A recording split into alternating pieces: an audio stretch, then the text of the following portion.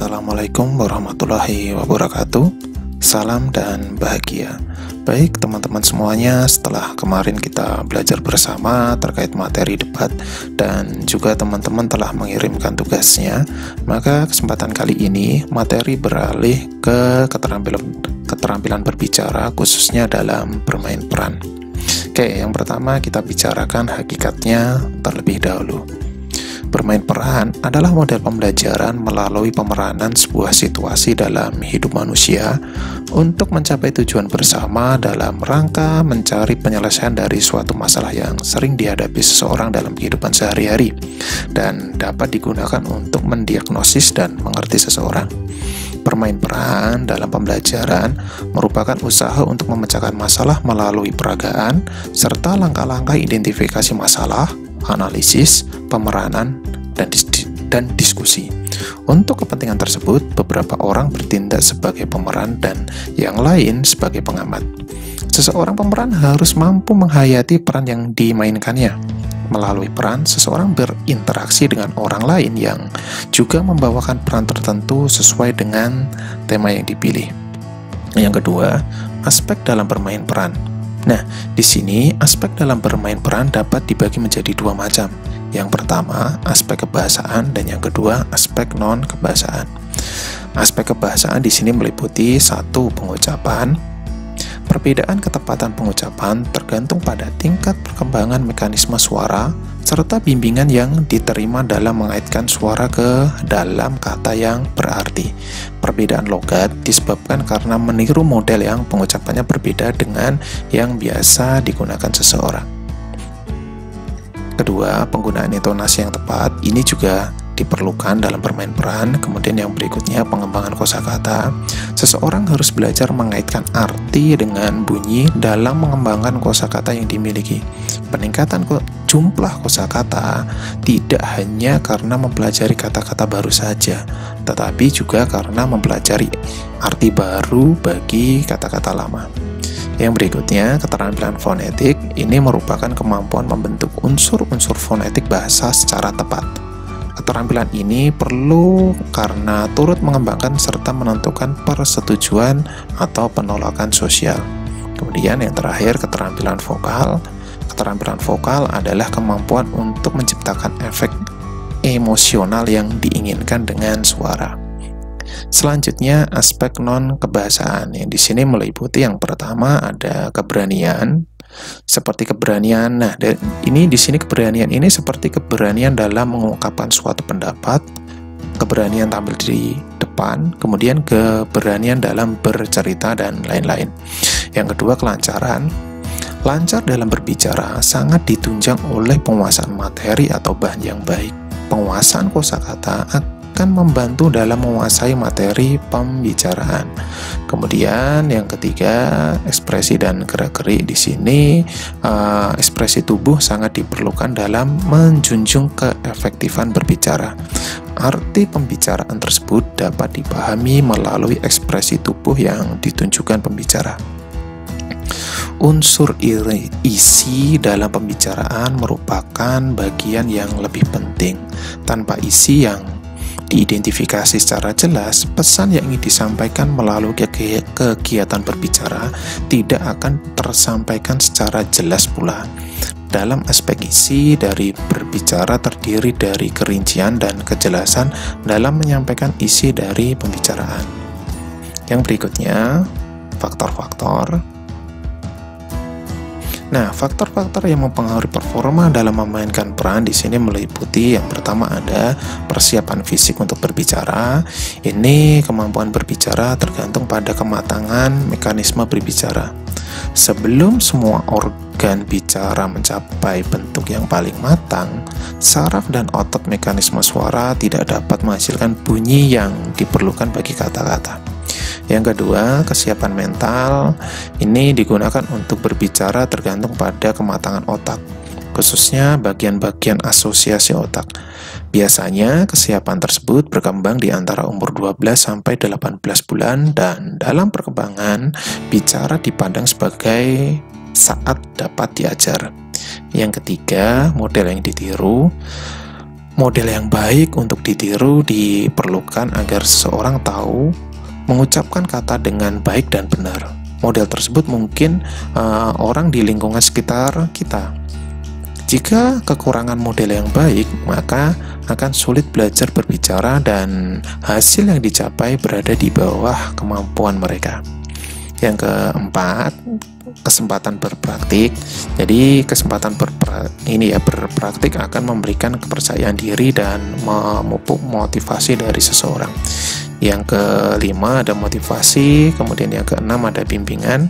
Ini cara yang paling baik untuk membimbing belajar, berbicara, dan peran dalam menyediakan model yang baik, mengadakan kata-kata dengan jelas, serta memberikan bantuan mengikuti si model.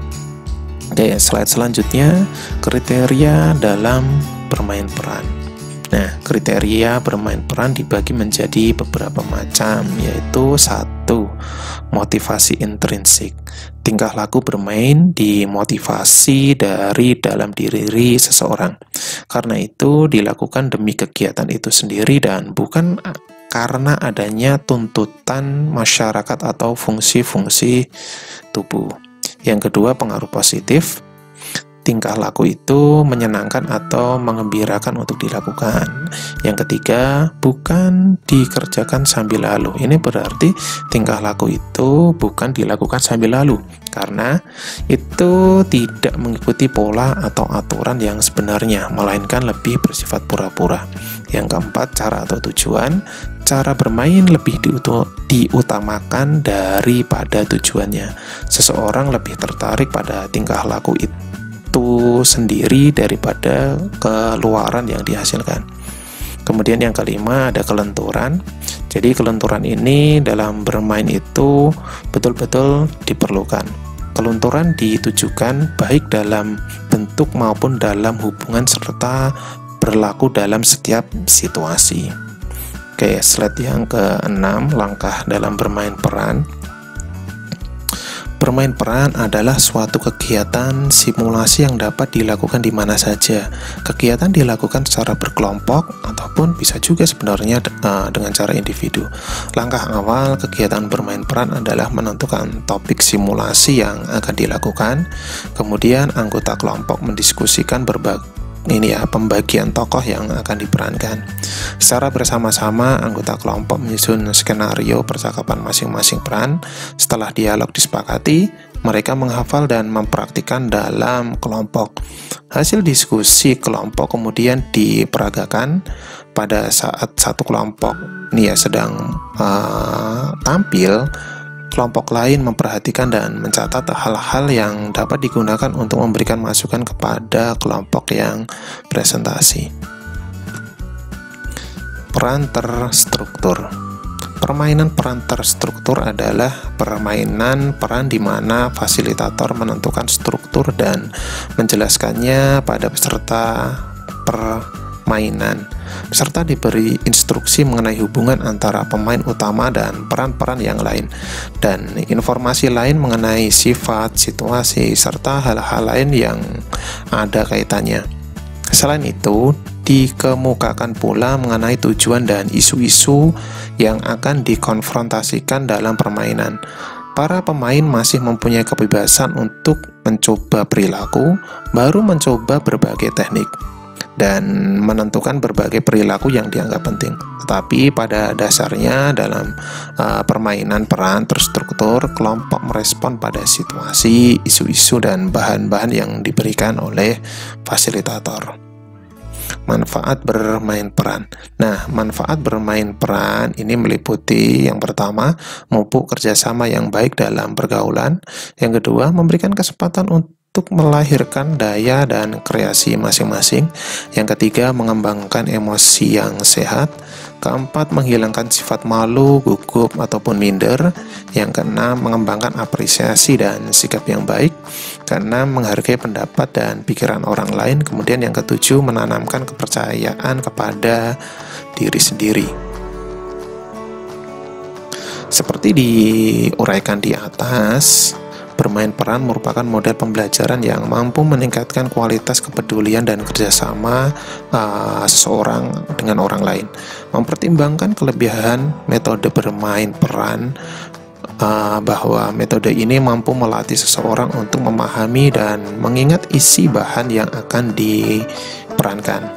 Berlatih untuk berinisiatif dan berkreatif, memupuk bakat, meningkatkan kerjasama, membiasakan untuk menerima dan membagi tanggung jawab, dan membina bahasa lisan menjadi bahasa yang lebih baik agar mudah dipahami oleh orang lain.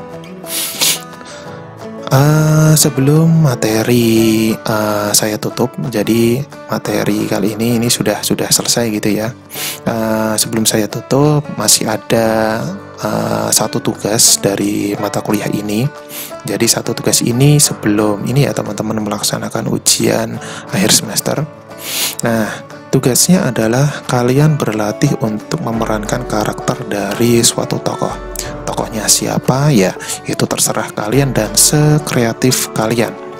Tugas masih dalam bentuk video yang nantinya akan kalian kumpulkan lagi ke dalam Google Classroom yang hari ini belum saya buka tentunya.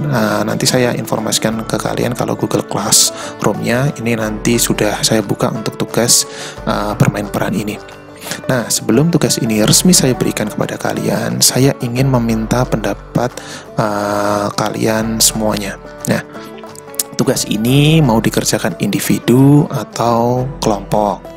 Kalau kelompok, menurut kalian idealnya dalam satu kelompok itu anggotanya berapa? Nah, jawaban kalian silahkan disampaikan ke dalam kolom komentar. Sekalian kalian presensi seperti biasanya. Tugas ini boleh kalian kerjakan setelah saya menentukan tugas ini dikerjakan secara berkelompok atau individu ya.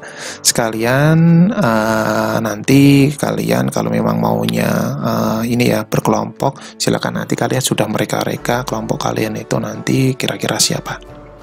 Nah, untuk kali ini kalian pikirkan dulu konsep untuk tugas ini mau seperti apa. Oke, pertemuan kali ini dan materi ini saya anggap cukup. Terima kasih, semoga bermanfaat untuk kita bersama. Saya akhiri, salam.